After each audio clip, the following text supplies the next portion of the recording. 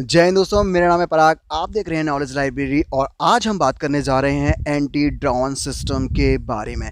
देखिए, हाल ही में Indian air force station Jammu में आउट ऑफ बॉर्डर से 2 ड्रोन्स इस्तेमाल किए गए थे अटैक करने के लिए, जिन्होंने इंडियन एयरफोर्स स्टेशन जम्मू पर अटैक किया था और वहां पर विस्फोट किया था। हालांकि कोई भी मेजर इंजरीज देखने को नहीं मिली थी, किसी भी प्रकार की जान माल की हानि देखने को नहीं मिली थी, लेकिन जो इंडियन एयरफोर्स के 2 पर्सनल थे उनको बहुत ही ज़्यादा माइनर इंजरीज आई थी।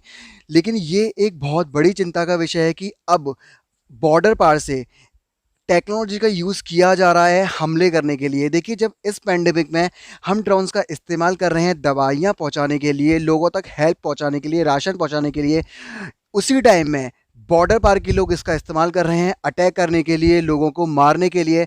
तो इसी संदर्भ में इंडियन एयरफोर्स ने अब वहाँ पर अगेन बहुत सारे ड्रोन्स देखे थे। 4 दिन लगातार ड्रोन देखे गए और 2 ड्रोन देखे गए थे, उनको वहीं पर ही डिस्ट्रॉय कर दिया गया था। तो इंडिया ने इस बारे में एक एंटी ड्रोन सिस्टम डेवलप करने का निर्णय लिया। डीआरडीओ ने इसको डेवलप करने का निर्णय लिया और India is now going to develop the anti drone system soon. तो सबसे पहले अपन जान लेते हैं कि ड्रोन्स के टाइप्स कितने होते हैं। उसके बाद किस ड्रोन से, देखिए वहाँ पर जो हमला किया गया था वो नैनो ड्रोन्स के थ्रू किया गया था। तो सबसे पहले जान लेते हैं कि ड्रोन्स के टाइप्स क्या होते हैं। ठीक है, देखिए, these are the drone categories in India. Nano में आते हैं 250 ग्राम से नीचे के ड्रोन्स, माइक्रो में आते हैं 250 ग्राम से लेकर 2 किलोग्राम तक, स्मॉल में आते हैं 2 किलोग्राम से लेकर 25 किलोग्राम तक, और मीडियम में आते हैं 25 किलोग्राम से लेकर 150 किलोग्राम तक, और इसके ऊपर के ड्रोन्स को लार्ज कैटेगरी में आता है।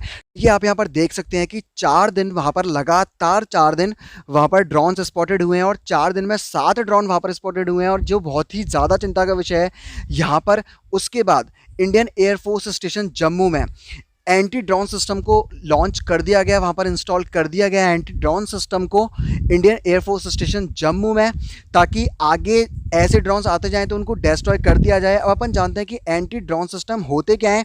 देखिए, एंटी जो ड्रोन सिस्टम होता है, देखिए एंटी ड्रोन सिस्टम करता क्या है कि वो डिटेक्ट करता है, इंटरसेप्ट करता है अनवांटेड जो ड्रोन्स होते हैं उनको, और वो उनको हवा में ही, वो उनको एयर में ही डिस्ट्रॉय करने की ताकत रखता है। That is the power of anti drone system.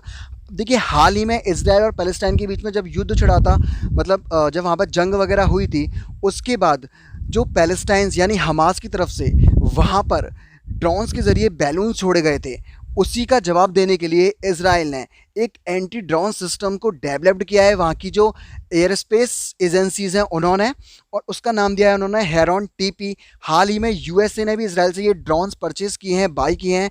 ये कुछ इस टाइप का दिखता है, ये एक प्लेन टाइप का दिखता है, जो कह सकता है जो हवा में ही दुश्मनों के ड्रोन्स को डिस्ट्रॉय कर सकता है। अब देखिए, अब अपन बात करते हैं अपनी कि what is the DRDO drone tech, anti drone tag, यानी डीआरडीओ का जो एंटी ड्रोन टैग है वो क्या चीज़ है। देखिए, ये हेल्प करेगा आइडेंटिफाई करने के लिए, एलिमिनेट करने के लिए। जो थ्रेट्स होंगे यानी जो दुश्मन के ड्रोन्स होंगे उनको सबसे पहले आइडेंटिफाई करेगा, फिर उनको एलिमिनेट भी कर देगा। It has the capability of detecting and neutralising UAV and the radar system offer 360 degree coverage. ठीक है, और ये जो सिस्टम होगा वो आइडेंटिफाई कर सकता है और जैम कर सकता है। देखिए, आइडेंटिफाई कर सकता है और जैम कर सकता है माइक्रो ड्रोन्स को up to 3 kilometres away and shoot laser signals at target up to 1 to 5 kilometers away with the help of electro-optical infrared sensor.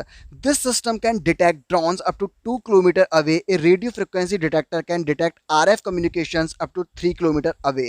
ठीक है, तो एंटी ड्रोन सिस्टम लागू होना बहुत ही ज़्यादा अब ज़रूरी हो गया है, क्योंकि बचपन में आपने एक ऐसे ज़रूर पढ़ा होगा कि विज्ञान वरदान या अभिशाप। तो हमारे लिए ये चीज़ वरदान है, क्योंकि ऐसी सिचुएशंस में जब हम ड्रोन्स का इस्तेमाल अच्छी चीज़ों के लिए कर रहे हैं, तो ऐसी ही सिचुएशन में सामने यानी बॉर्डर पार से इसका इस्तेमाल हमले के लिए किया जा रहा है, तो ये एक तरह से अभिशाप ही है। ठीक है, और ये अपने यूपीएससी में GS3 में इंटरनल सिक्योरिटीज़ के अंदर आता है, इसलिए यूपीएससी के लिए इंपॉर्टेंट एक बात हो जाती है, क्योंकि इंटरनल सिक्योरिटीज़ में वो आपसे क्वेश्चन कर सकते हैं कि हाल ही में ये ड्रोन्स वगैरह के हमले हो रहे हैं, आप इनको रोकने के लिए क्या कदम उठा सकते हैं, या फिर इनको अपन किस प्रकार से कम कर सकते हैं या न्यूट्रलाइज कर सकते हैं। ठीक है, आप इस चैनल को सब्सक्राइब कीजिए, बने रहिए हमारे साथ, लाइक कीजिए। मिलते हैं नेक्स्ट एपिसोड में। जय हिंद, जय भारत।